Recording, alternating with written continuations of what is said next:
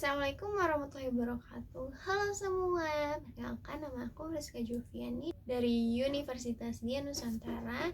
Video ini dibuat untuk memenuhi nilai tugas besarku di matkul Sistem Informasi Manajemen yang diampu oleh dosen Muhammad Ehsan Eskom MM. Sebelum masuk ke topiknya, mohon maaf banget ya kalau misalnya ada suara gaduh yang di luar kendali aku. Oke, karena matkulnya adalah Sistem Informasi Manajemen, di sini aku bakal bahas salah satu website yang perusahaanku dulu pakai dan mungkin saat ini juga masih pakai karena aku juga sudah tidak di sana. Jadi aku bakal menjelaskan sedikit bagaimana cara kerja dan fungsi dari website tersebut. Website ini adalah SPD, dimana kepanjangan dari SPD ini ada surat perjalanan dinas, ada surat permintaan dana. Nah, website yang aku pakai ini khusus untuk surat permintaan dana, di mana surat ini harus diterbitkan sebelum pembayaran suatu invoice atau kwitansi di perusahaan. Nah, jadi ketika kita menginginkan dana turun atau ingin membayar supplier atau bikin PO segala macam, nah kita harus menerbitkan SPD ini dari website. Gini cara kerjanya. Kolom paling awal yaitu yang pertama, nomor SPD, dimana nomor SPD ini dibuat sesuai dengan nomor yang terus berjalan dan juga nama PT dari si pembuat. Karena dibuat oleh banyak PT dan menghindari sebuah double SPD dengan nomor yang sama namun dengan isi yang berbeda, nah website ini sangat membantu kita untuk hal tersebut. Nah, fungsi dari SPD ini sebenarnya itu sebagai jejak digital berupa online, dimana kita meminta dana dan ketika kita tracking melalui website ini, kita tahu ini untuk bayar apa, project apa, nominal berapa, terus harus dibayar berapa lama jangka waktunya gitu. Nah, kalau kita pakai hard copy saja, mengandalkan hard copy saja, banyak kemungkinan nantinya entah dokumen hilang, dokumen sobek, atau lembarannya kurang, atau bagaimanapun itu yang di luar kendali kita, dimana hard copy itu sendiri bisa saja terbakar, terus rayap, atau kebanjiran mungkin, ya kan. Nah, di sini website ini memudahkan kita untuk men-tracking hal tersebut begitu. Jadi untuk memudahkan kita untuk mencari sebuah dokumen juga. Jadi kita hanya ketik nomor SPD-nya, PT-nya apa, lalu muncul deh dia akan menampilkan invoice apa, untuk apa, beli apa, project apa begitu. Langsung kita ke cara penggunaannya. Oke, dari cara penggunaannya yang pertama itu adalah nomor SPD yang udah aku sebutin tadi. Nah, setelah itu kita masukin nama vendor. Nah, vendor ini itu bisa sering kita juga supplier ya sebutnya. Nah, jadi misalnya ada projectnya sama, nominal sama, tapi dengan nama vendor yang berbeda gitu. Nah, setelah sudah, nanti kita beri keterangan untuk pembelian apa sih dan surat ini terbit, misalnya untuk operasional atau lemburan atau biaya perjalanan dinas juga bisa untuk menggunakan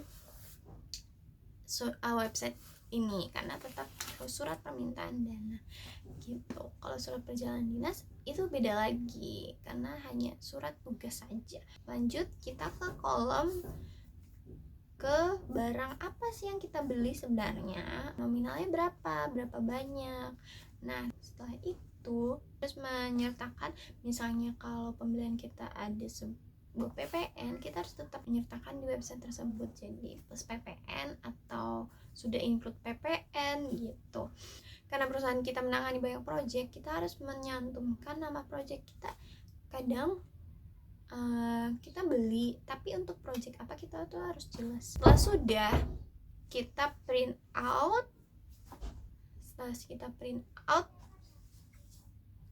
kita scan di si invoice, entah itu invoice, PO, ataupun misalnya kwitansi, terus pajaknya juga kalau ada pajaknya. Nah itu kita scan, dilampirin di website dari SPD tersebut. Nah baru nanti bisa disubmit untuk dicek ke pihak selanjutnya, yaitu cost control. Bertugas untuk mengontrol dokumen tersebut benar untuk dibeli atau tidak. Selesai ditandatangani hard copy-nya, langsung masuk ke accounting. Nah, si accounting ini bertugas untuk mencatat bahwa pembelian ini benar adanya perhitungannya atau tidak, sesuai dengan yang ada di invoice atau tidak gitu. Nah, setelah selesai, nanti accounting akan menginput biaya ini ke Zahir. Nah, aplikasi pembukuan si accounting dan juga finance. Setelah semua bagian mengecek, nah waktunya untuk ditandatangan oleh manajer dari si pembuat SPD tersebut bahwa dokumen ini sudah dicek, di cross check, entah itu dari cost control maupun dari accounting. Oh iya, jangan lupa kalau ada teksnya dicek juga ke bagian pajak, apakah pajak ini beneran sudah terbit pajaknya atau belum gitu. Nah setelah selesai, ke manajer atasan dari si pembuat SPD tersebut bahwa dana ini sudah siap untuk dibayarkan. Nah setelah selesai, si pembuat SPD menyerahkan hard copy-nya itu ke bagian finance untuk siap dibayarkan. Nah, setelah selesai dibayarkan, nanti finance akan mengolah dokumen tersebut, akan dibayarkan full atau dibayar per berapa kali begitu. Parsial ya, namanya parsial. Jadi ketika ada tanggungan itu kita nggak semuanya kita bayarkan, misalnya tagihan 100 juta. Nah, perusahaan bisa parsial per 4 kali. Jadi sekali bayar itu 25 juta. Nah, tugas finance di sini biasanya itu ketika ada parsial seperti ini, dokumennya itu harus di-copy dulu. Nah, setelah di-copy SPD dan invoice yang dimaksud, baru deh kita bisa ditulis pembayaran 1, misalnya pembayaran 1 nominalnya seberapa.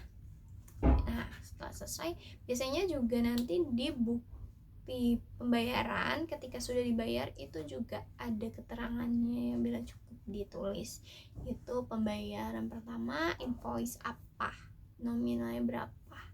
Nah sudah selesai, terus di screenshot. Nah finance bertugas untuk men-screenshot bukti bayarnya itu, nanti dilampirin di websitenya gitu. Jadi di website tersebut finance bertugas untuk menyerahkan bukti bayar dari SPD yang dimaksud. Jadi ketika pihak terkait seperti cost control, lalu accounting, tax, manager, dan finance itu sendiri bisa men-tracking bahwa ini loh pembayaran ini sudah dibayarkan di tanggal sekian, ini bukti bayarnya sudah tertera di website SPD-nya sendiri begitu. Nah, selain dari website tersendiri, di hard copy-nya juga di print out, jadi dilampirin. Nah, selain dilampirin dari bukti bayarnya tersebut, finance juga bertugas untuk membuat voucher. Nah, jadi kan tadi aku udah jelasin bahwa accounting membuat SPD ini menjadi sebuah hutang atau dana yang harus dibayarkan di aplikasi keuangan si Zahir tersebut. Nah, si finance harus membuat pelunasan di Zahir. Nah, dari itu kita harus mengetik sesuai dengan pembelian apa, terus project apa, apakah full payment ataupun parsial. Setelah itu langsung di print out, terus dilampirin. Setelah selesai ditandatangani oleh si finance.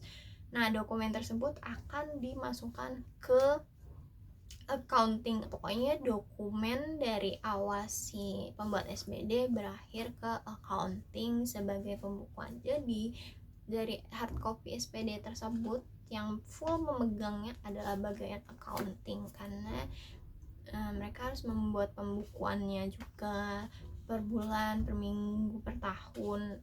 Nah, jadi untuk tracking juga siapapun yang ingin mencari harus ke bagian accounting tadi.